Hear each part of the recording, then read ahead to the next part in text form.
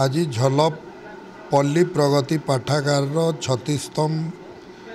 वार्षिक उत्सव कार्यक्रम रे जोग देवा अवसर रे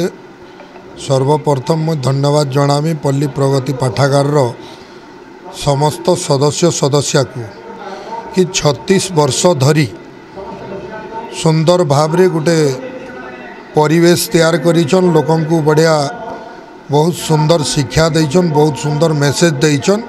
एवं ये अंचल विभिन्न विकासमुखी कार्य रे जोग देइकरी सदाबेले आगू नहींछन एवं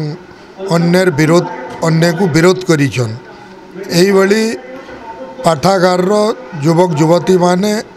आगामी दिन रे आहुरी शक्तिशाली होन आहुरी ज्ञानी होन आहुरी बुद्धिमानी होन आज जेन बढ़िया उत्साह और पर्व मानी आउछन निश्चित भाव रे आशा कर्मी एभली व्यक्तित्व माने सबुबेले अंचल विभिन्न लोक प्रतिनिधि मान को डाकिकरी सबुबेले विभिन्न चर्चा आलोचना करी आइछन आ सदा सर्वदा अंचल विकास लगी एवं अंचल समस्या लगी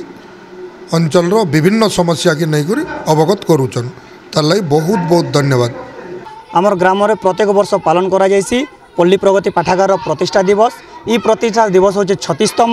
जेन रे कि आमर मुख्य अतिथि मान्यवर विधायक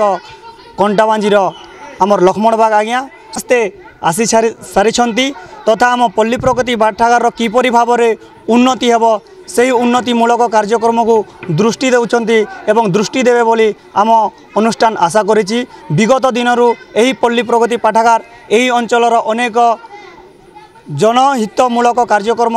करि आसुछि तथा आगको मध्य करि चलिबो सेति पई आमे समस्त को एही पल्ली प्रगति पाठागार धन्यवाद अर्पण करूछि।